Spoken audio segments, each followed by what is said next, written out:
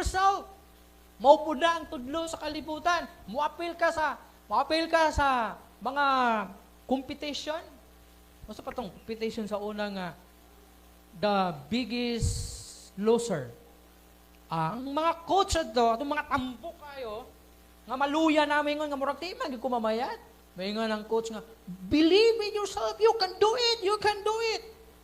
Believe in yourself, you can do it. Pero ang maayo siguro, from believing to yourself to believe in God. Eh di man na mo ma-apply pag-abot, nagmamatay ka, matubang ka sa Ginoo, maingon ka, ingnon kasi mong amigo nga believe in yourself, malangit lagi ka. Na patay gyud. Believe in Jesus para secure ka. Dili kay believe in yourself, you can do it. Makaya nimo maadto kag langit. Basta believe in yourself. Nga musimba ka, maghimo kag maayo, bisan wala na si Kristo sa imong kinabuhi ala. Tuuhan gyapon nimong malangit ka. So, follow your dreams. To follow God's plan for your life. Isabot niya siya, malinglata. Ano man? May nga ang kalibutan siya, follow your dreams.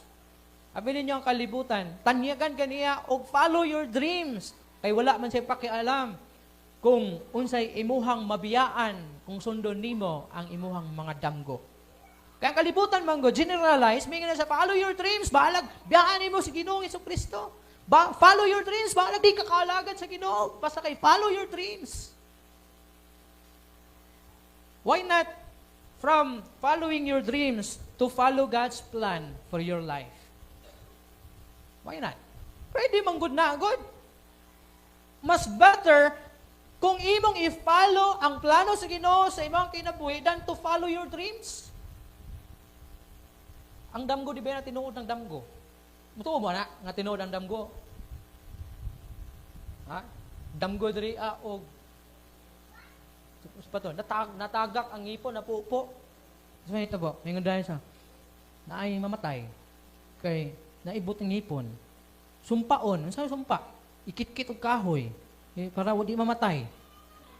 Ito ko po, anak.